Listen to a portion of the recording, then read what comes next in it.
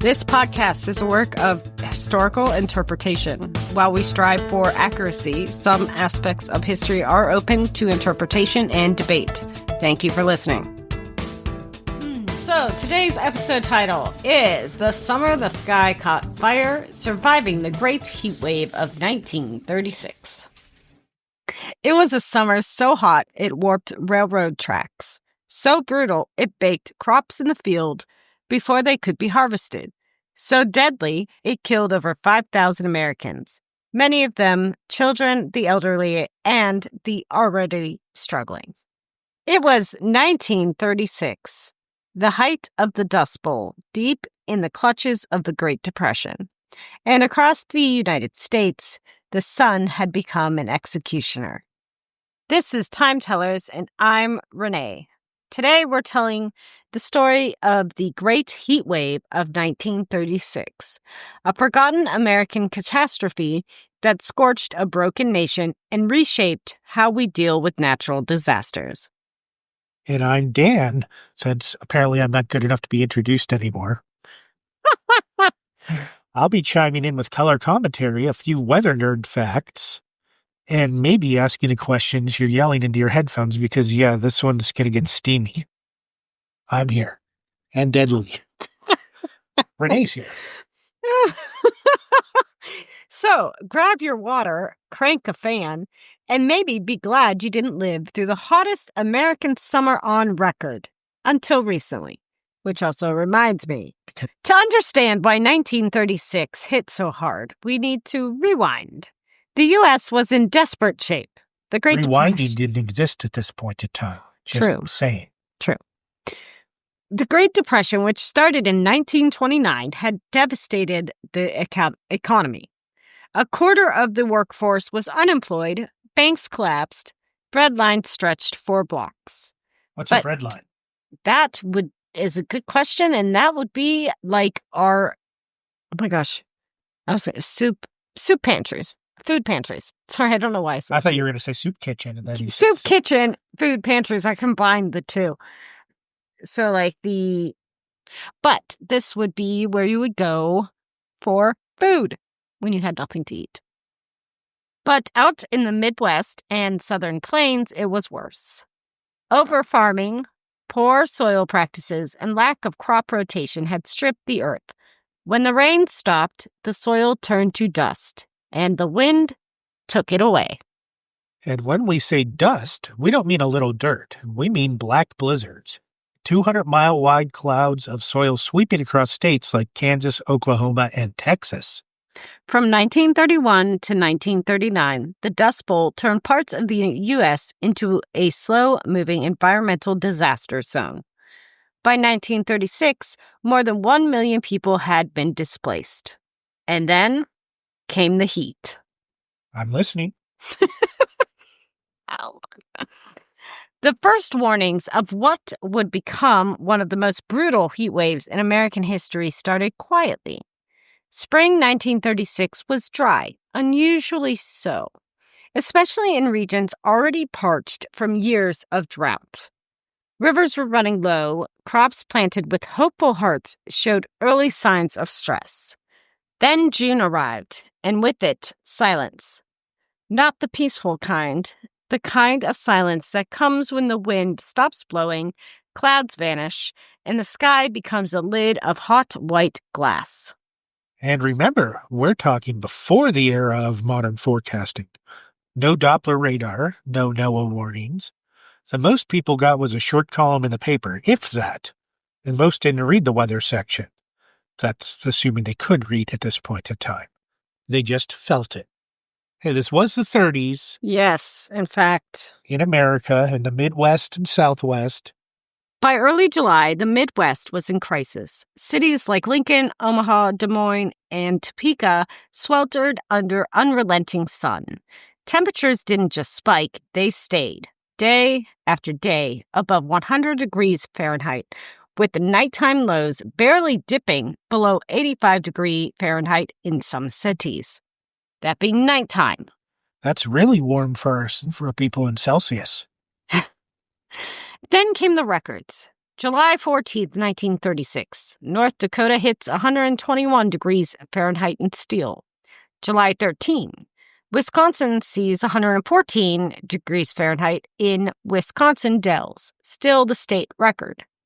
Kansas, over a dozen towns recorded highs above 115 degrees. Iowa had 15 days straight of 100-degree plus weather. It was the kind of heat that turned homes into ovens and shade into a myth. Streets shimmered. Chickens reportedly laid hard-boiled eggs. So, does that mean I could pick up a chicken and it would be, a chicken tender? I could just dip a whole chicken in ranch and some hot sauce. You'd still have to take care of the feathers. Shake it really hard. No. And in some places, train tracks worked and trains had to slow to a crawl to avoid derailments. See Angola horror episode that's completely unrelated, but also good. Yeah, I forgot about that. That was one of our first episodes. Nobody ever remembers the Angola horror.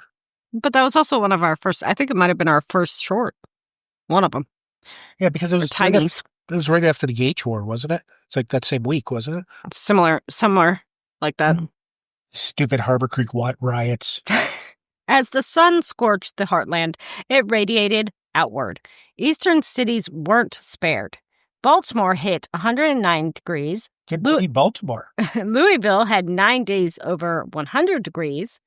Even the South, used to summer heat, saw crops wither. In Georgia, cotton plants turned brown by mid-July. And people died by the dozens, then hundreds, then thousands. Across the country, newspapers struggled to keep up with the mounting toll, and their pages read like obituaries for entire communities. For example, the Lincoln Journal-Star, dated July 16, 1936, wrote, 60 dead in Nebraska, morgues overflow, fans sell for $20. What's that in American money or modern money? Oh, I was just going to say. You knew I was going to ask that because you're the one that said I was going to.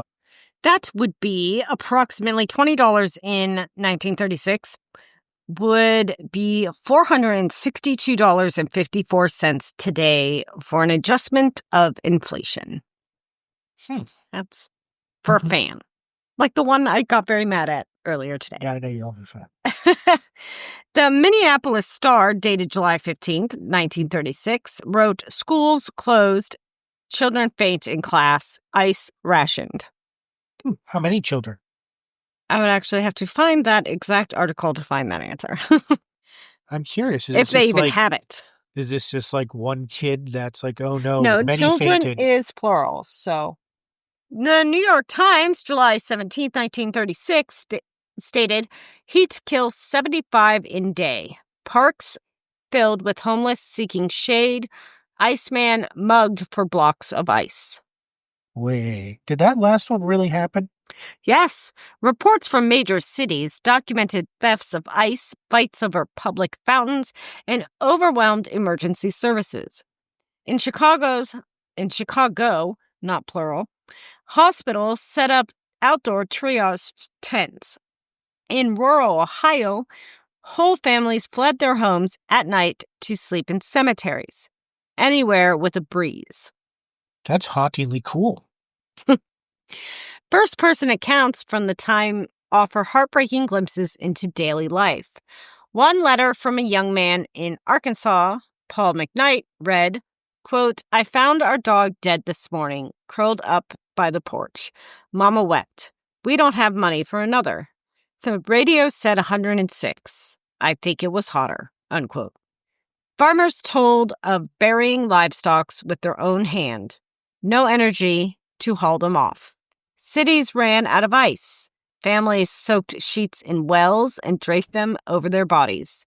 Public libraries reported record attendance, not for books, but because they were among the only buildings with shade and airflow. So it wasn't just about the temperature. It was a complete societal breakdown in some areas.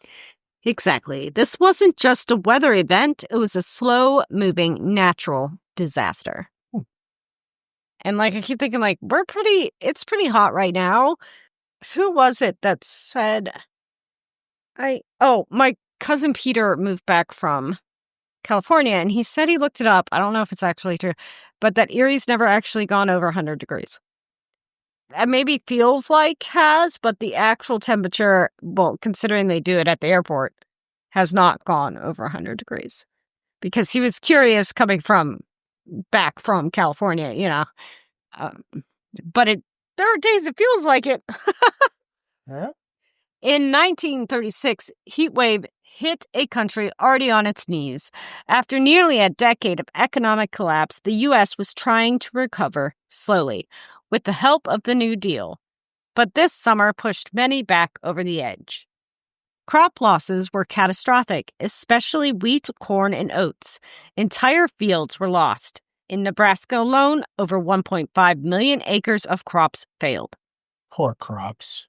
Livestock deaths soared, both from dehydration and from the lack of feed.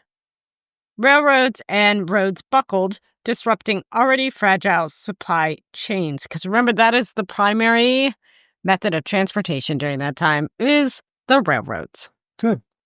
And when crops fail, food prices rise. When food prices rise in a depression, people starve. And it wasn't just rural. Urban economies suffered too. Small businesses closed early because workers fainted. Theaters lost customers. Meat spoiled in butchered shops. And hospitals, already strained, faced not only the heat, but the disease it brought. Dysentery, cholera, dehydration. Oregon Trail. It is, but a couple decades later. The government later estimated direct economic losses from the heat wave and associated droughts in the billions.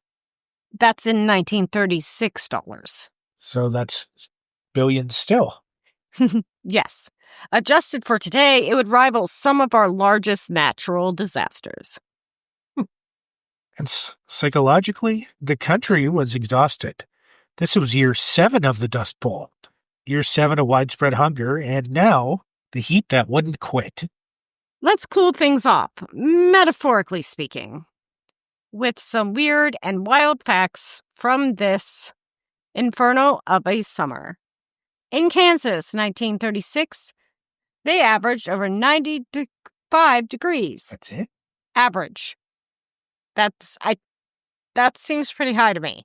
I don't think Kansas is known for its high heat.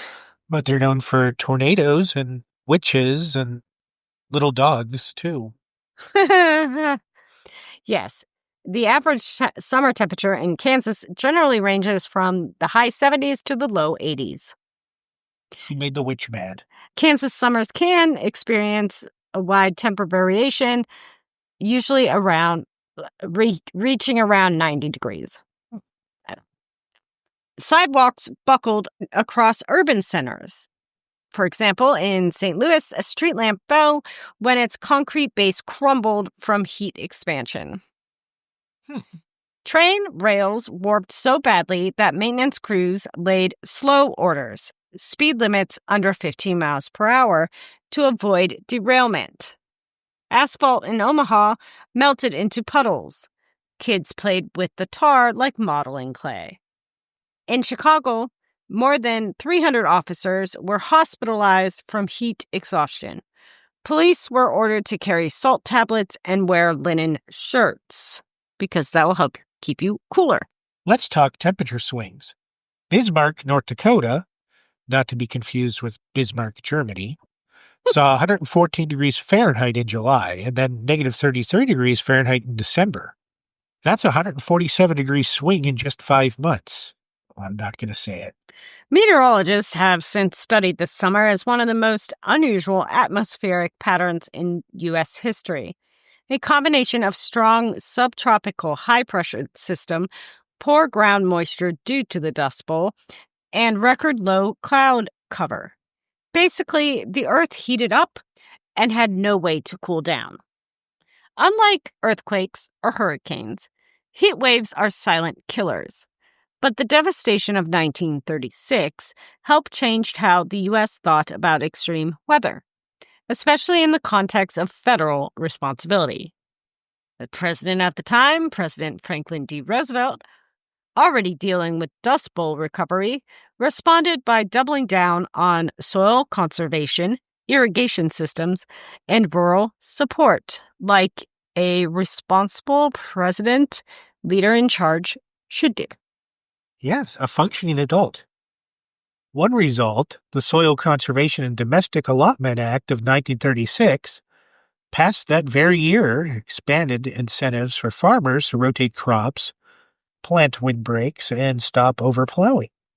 The heat wave also highlighted the need for urban planning and infrastructure resilience.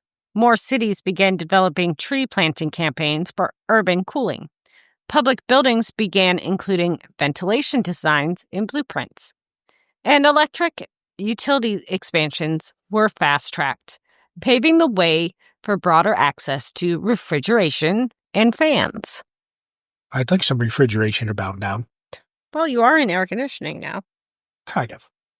It also influenced the formation of early disaster coordination offices, the precursors to FEMA. The Federal Emergency Management Agency. Mm-hmm. I do know. Yeah. But do our listeners? Possibly not. Good thing you explained it. Yes. And for now, it still exists. Kind of. The idea that weather emergencies deserved federal response began to take root here. The tragedy of 1936 then wasn't entirely in vain. It became a catalyst, slow but steady, for modernization and preparedness. Now let's jump forward a little bit, because the past isn't so past. For example, July 2023, Phoenix, Arizona had 31 straight days above 110 degrees Fahrenheit. July 2024, Houston, Texas recorded its highest monthly average in history. July 2025, Erie, PA, way too warm. I don't think we've actually hit any records. So. It's still way too warm. Death Valley hit 128 degrees multiple times. Sicily, Italy nearly tied the all-time European record. I'm not sure what year that is, though. Maybe, I'm thinking 2024.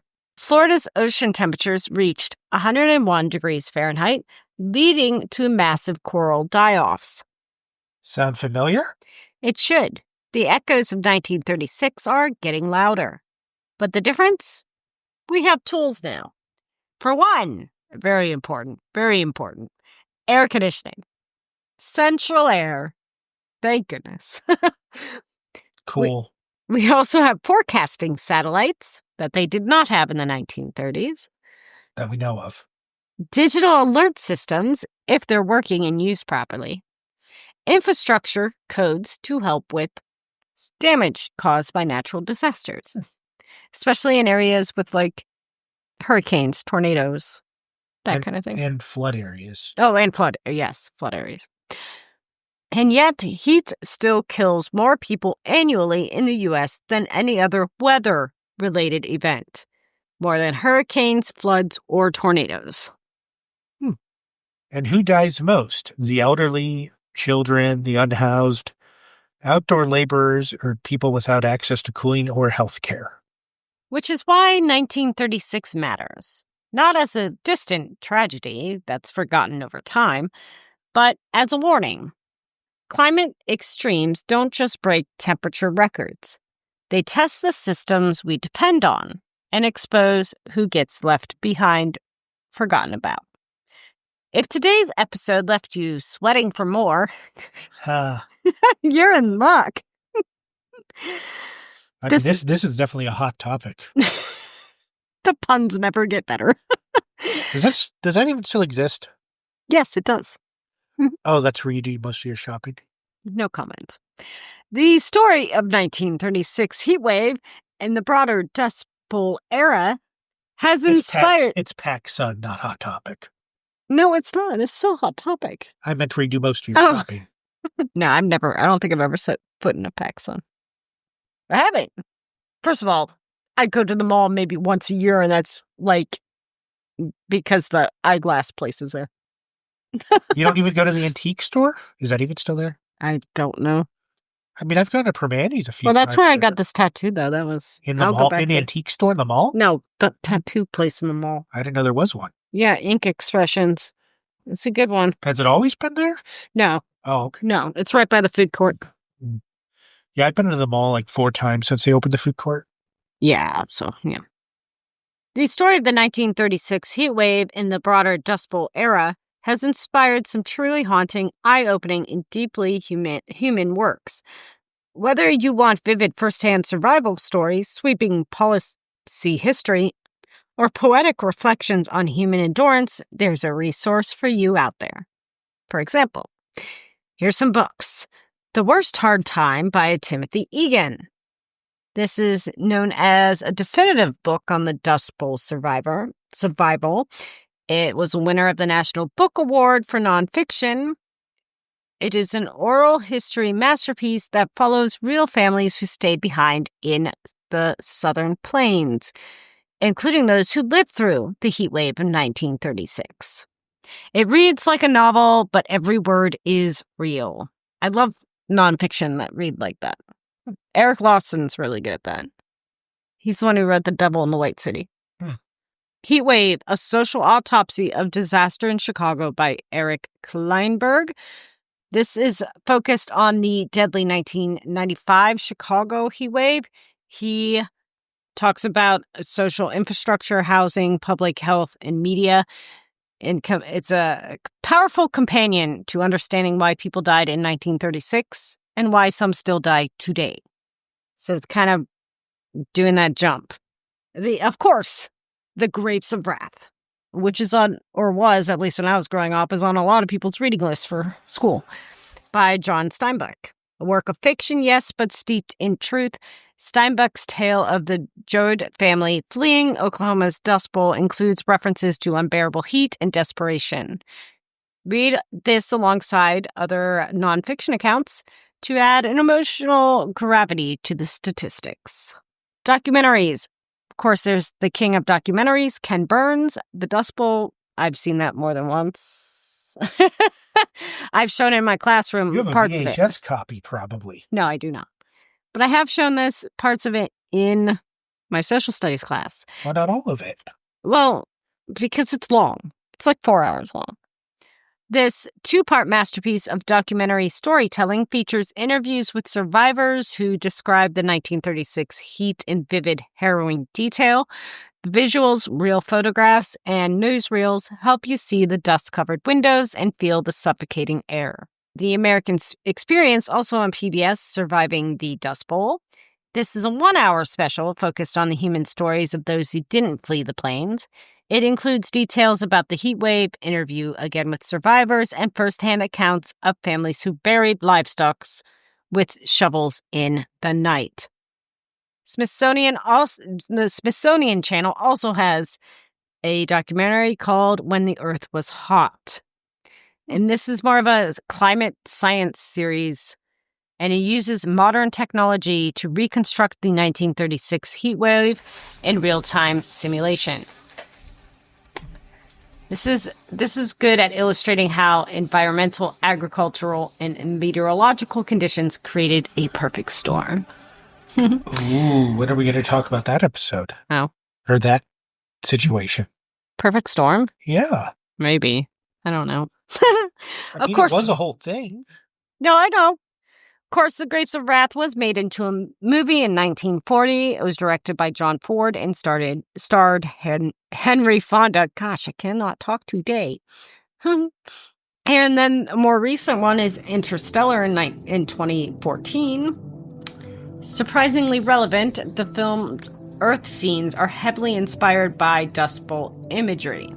So it's not actually a Dust Bowl, but that's where the inspiration for some of that. I never saw this movie because I'm not a huge fan of, like, sci-fi. But 17 years has went by on that planet in the time that it took you to read that paragraph.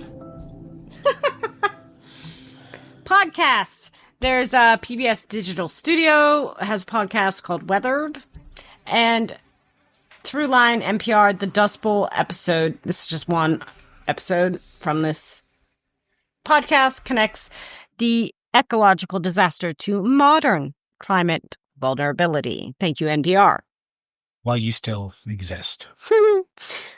Okay, so we're calling that the Time Tellers Book Club Summer Reading List? And listening list? Absolutely. Stay in the shade. I'm not going to listen to any of it. Stay in the shade, grab a book, and hydrate while you learn. Yes, that's my life. Except I'm inside. And where's the crochet? Air conditioning. Oh, yes. When you came over today, what was I doing? Crocheting while watching? Oh, that's what you were doing? A crime show. Yes. Oh, okay. I was crocheting a blanket. Oh. The Great Heat Wave of 1936 wasn't just a streak of miserable weather. It was a national trauma, layered atop economic collapse, ecological devastation, and social fracture. It tested the very limits of American resilience at a time when so many had so little left to give. And it did more than take lives. It exposed the systems we didn't have yet. The supports we hadn't built, the warnings we couldn't hear, and the people society was willing to let die. It also taught hard lessons, ones we can't afford to forget. It taught us that extreme heat isn't an inconvenience, it's deadly. Disaster doesn't affect everyone equally.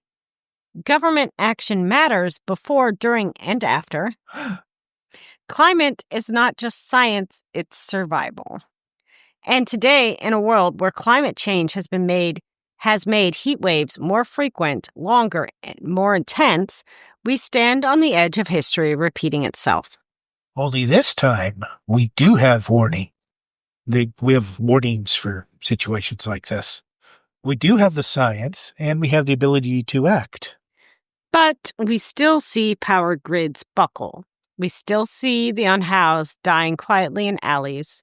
We still see children fainting at school with no AC, or the teachers for that matter. You don't count. Hey, my building has AC. One of the few. The tools are here. The question is whether we'll use them. So maybe what 1936 left behind wasn't just a record, it was a question. What will we do when the sky catches fire again? Or better yet, what can we do to stop it from happening in the first place? So this summer, remember, check on your neighbors, especially if they're elderly. Drink your water, support cooling centers, call your representatives to push for infrastructure that protects everyone, not just the privileged. And know this, history isn't just something we study. It's something we learn from or relive. This is Time Tellers. I'm Renee. And I'm Dan. Stay frosty. Bye.